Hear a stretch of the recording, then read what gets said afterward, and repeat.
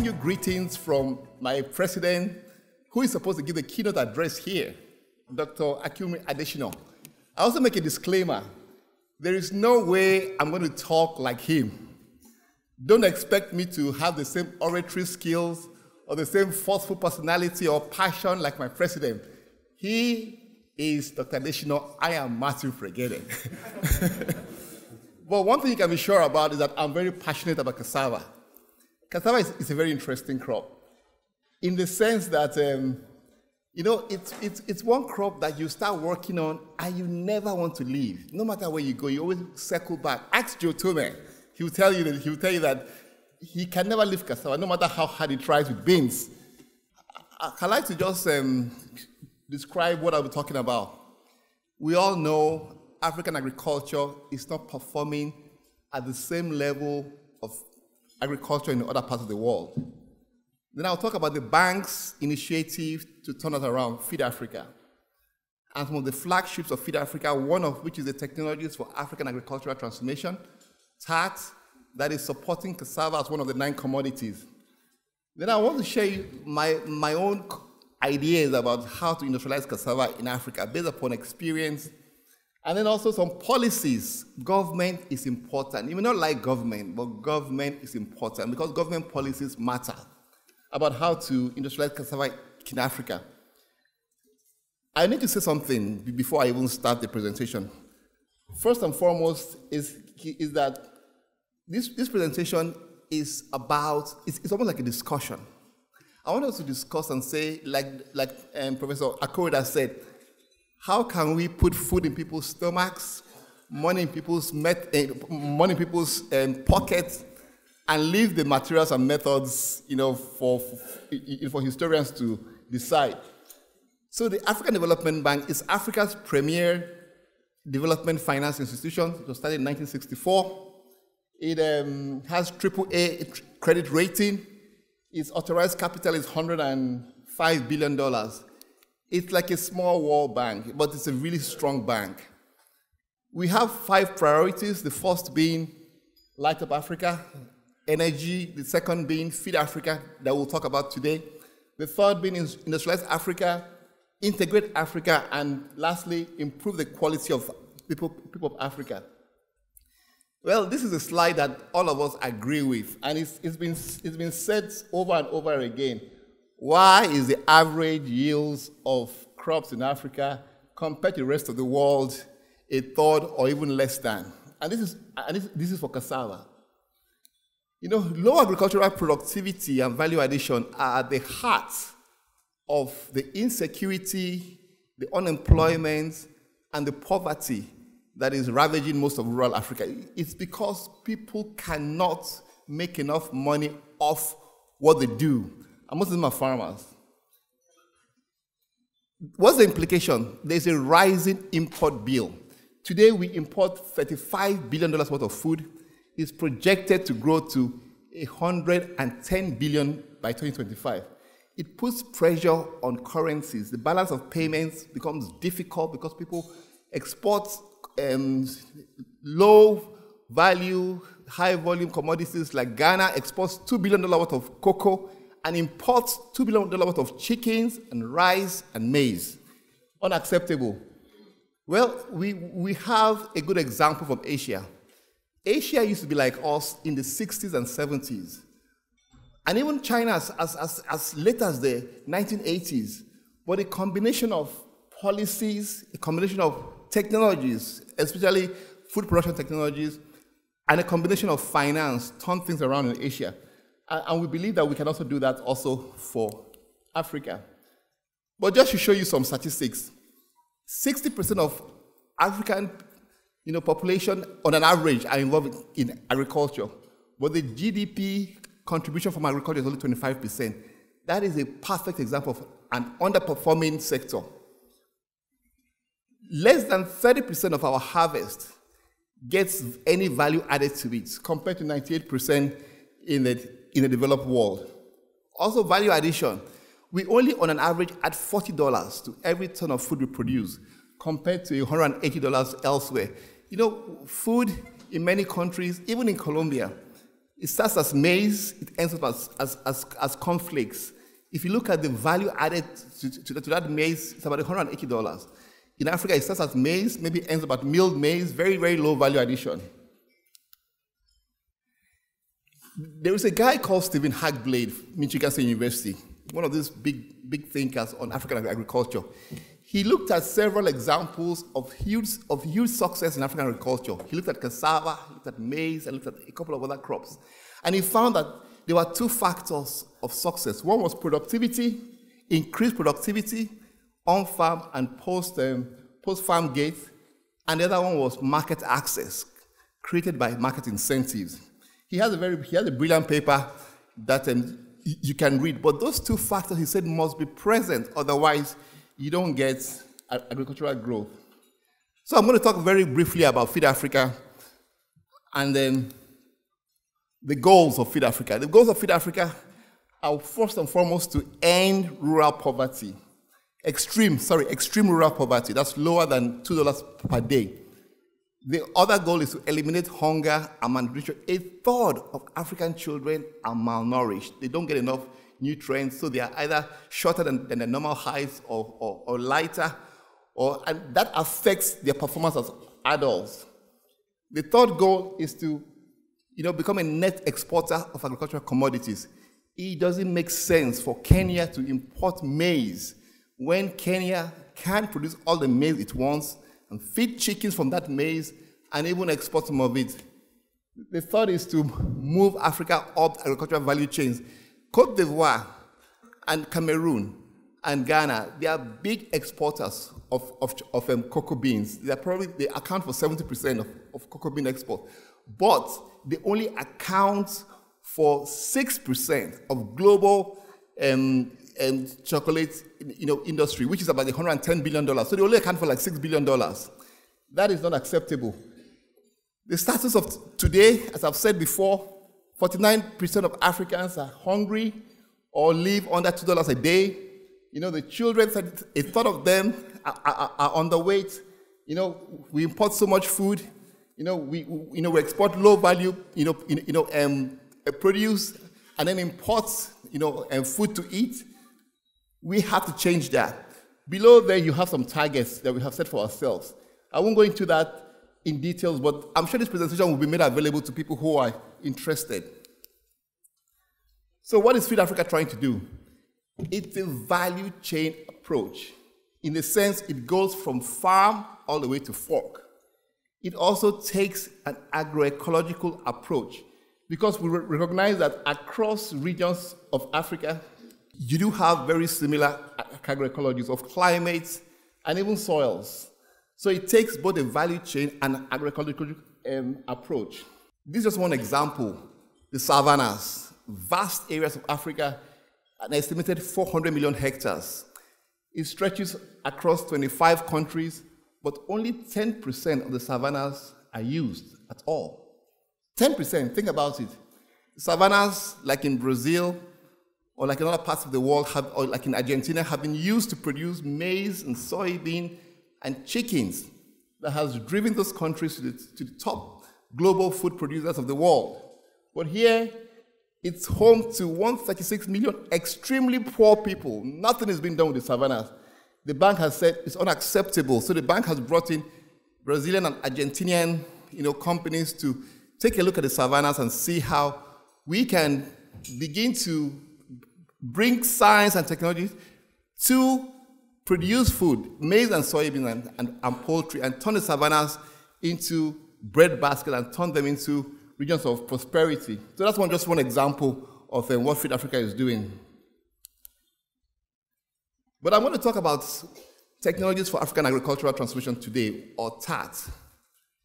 TAT is an initiative that seeks to expand access to food production technologies by African farmers. So the farmers somewhere in Burundi, somewhere in Sierra Leone, somewhere in Zambia, somewhere in Benin Republic, can access the very best technologies coming out of the very best centers in a way and a manner that he will be able to improve his livelihoods. the technologies that exist today in the CG centers, that exist today, in other research centers that can actually raise productivity. We don't have to be a third or half of productivity, of global productivity. But then there has always been a problem. The problem has always been weak delivery and extension systems. Either the government extension doesn't work or the private companies are not there. So TAT is saying we are going to turn that around. TAT works through what we call a regional technology delivery infrastructure. It's essentially the CG centers, the NARs, the sub-regional organizations, and the private sector. And they provide the member countries, the African countries, all the advice and all the support they require to turn things around. TAT works at the very beginning of the value chain. That's the inputs, primary production, and first level processing. We have another program that works at the other end of the value chain. These are just some targets for TAT. If you look at Cassava, which we are discussing today, we would like to double the productivity of Cassava, in the next 8 to 10 years. We will also have given ourselves a target of about 20 million tons, additional tons of cassava to be produced to meet both human food, feed, and industrial uses. So these are the kind of targets that TAT has set for itself. For cassava especially, and if you look at this, this row, we have also asked ourselves, how much processing capacity do you require to be able to meet your goals for cassava? And it comes about 41 million tons of increased capacity. That's a lot. So the question is, what do you have to do? What incentives, what policies, what interventions do you have to do to ensure that cassava processing becomes profitable? By this I mean people like Elias, people like Mr. Raja. How can these people attract others, or Niji Lucas and many others all around the country? How can they attract others to also get involved in cassava processing? So here are my thoughts about how do we really move cassava processing or cassava industrialization forward? How do we do what Thailand or China or Brazil has done? To me, I think, first of all, here are some figures.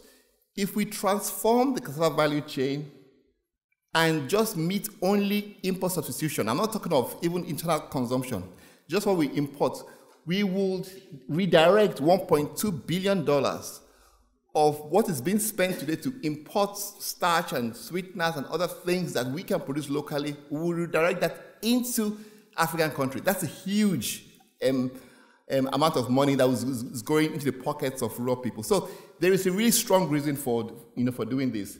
But beyond that, we have seen Acho and his group has shown that even the waste from cassava can feed poultry, can feed pigs. You can add value. You can really increase the access to low-cost protein by just feeding the cassava to animals. So there's also another aspect of that, nutrition.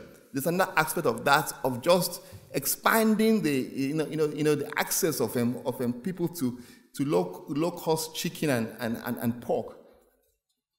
But to be able to achieve this, there has to be very active promotion of technologies for small and medium processing that already exist or that has been used elsewhere in the world. We need to bring it. I saw the Brazilian company doing all kinds of starch modifications here.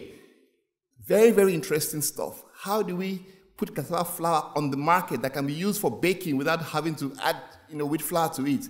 They have some very interesting technology. So for cassava industrialization to happen, you must get the technologies out there available to the private sector to make their minds up.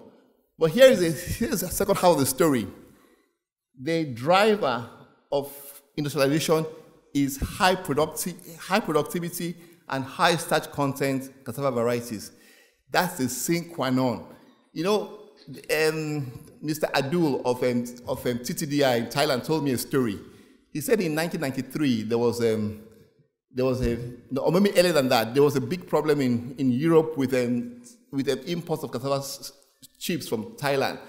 So the users of cassava came to the government and said, we have a problem. We have so much, cassava, being produced, and then we cannot send it to Europe anymore. So what do we do? And the government now called the only 2 starch factories in the country to come and discuss. And they said, okay, what can we do to help you guys from 2 to become 20? And the guys, only 2 starch factories. The guys told the government that, you need to give us high starch varieties. Rayong 1 that we're planting is only 18% starch.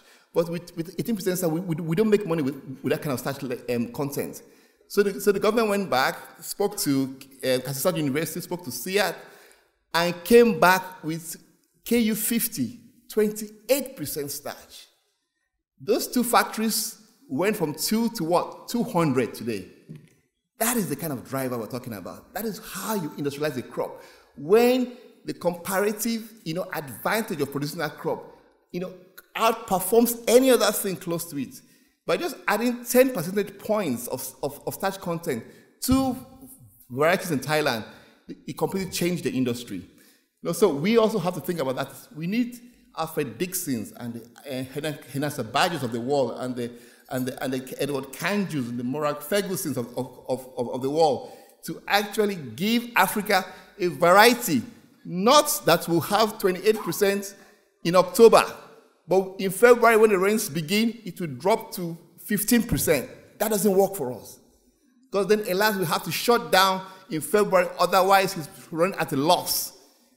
High starch content cassava is a sine qua non. You need it to be able to industrialize cassava in Africa. Another thing is robust seed systems. Once you have those varieties, they must be in the hands of the producers, not in 10 years, but in 3 or 4 years. You cannot wait forever. So it's excellent to see that the Gates Foundation is financing the SAH, rapid multiplication system. I also saw the guys working with IIT, doing that here. You definitely need that. You also need mechanization. And I have to recognize AATF under the leadership of Dr. Bukanga when he was the director of AATF. They have started bringing in planters from Brazil, bringing in harvesters, bringing in all kinds of machines that help to reduce the production cost. Those 2 things, reducing production cost and increasing productivity, are key to understanding cassava. If you don't have those 2 things, you will not get very far. Anyway, but my time is almost up. Let me just wrap up here. Policies. You see, whether we like it or not, trade policies affect what you do so much. Let me give you an example. It's not a very good example. Nigeria allows importation of starch, just regular starch. But if you bring it for pharmaceutical reasons, you don't pay any import duties. But if you bring it for any other thing, there's a duty on it. So people use that loophole to bring in starch free of duties, simply because they say, oh, it's for pharmaceutical. They lie on the declaration form. And what happens? You can land starch in Lagos for $450, which is much, much, much lower than the $600 that you look at to produce that starch. So policies matter. You cannot allow the farmer to suffer or the process to suffer because of wrong policies. Government has put a policy enabling environment in place. Then also pricing matters. We have to, kind of level out the huge swings in cassava prices. Cassava prices can go from anywhere to $30 all the way to $80 over a course of 3 years in a country like Nigeria. It doesn't work. It doesn't work for a smallholder farmer. We have to look for a way. We have to think of innovative ways, like maybe a market information systems that remove the asymmetry of knowledge on both sides, or the siasas of Brazil. Siasas of Brazil is a very interesting concept. They build these huge market centers close to big cities. So you have one in Sao Paulo that moves like 3 million tons of food every year. And that is built by the government. The government rents out, space to big producers or big users, supermarkets, traders, people like that. and then the farmers bring it there. And then they have what they call the stone, where you actually go twice a week. Anybody can go there, and it's a price discovery mechanism like no other. You know exactly what the market is willing to pay for anything. It's such a powerful method that it keeps food cheap for consumers and keeps prices at a good level for for producers. We have to think out of the box. How do we kind of level out the huge swings in prices? Then credit. We are working with IDH to set up a credit facility through banks in Tanzania, Ghana, Mozambique, and Nigeria to finance processors who want to go into cassava. You need long-term, low-interest credit. You cannot build a factory at you can ask low. You cannot build a factory at the 30% interest rates that you find in most of Africa today. Then also we need a subsidy on new technologies. Technologies are always expensive to adopt. Somebody has to make it easy. Even in Brazil, the Cerrado's technology of lime and soil amendments, the government paid producers in the very first year. The government paid producers, to adopt that technology. We have to think like that you have to reduce the risk for the smallholder to be able to adopt technologies. Subsidies are a bad word in many places, but I don't think in Africa there should be a bad word. You have to be able to get people to raise their productivity. And finally, I know Claude sent a very nice slide around. I didn't see it until this morning. So here is my own slide of partnerships. Lots of people are involved. You must always remember that it's not going to be work of one person. It's going to be a lot of people involved. And then finally, I want to thank you very much for listening. But I wish you all a very good meeting, and I wish you all that you spend time here to exchange, not just cards, but ideas on how we can make cassava work for food and for the pocket. Thank you very much.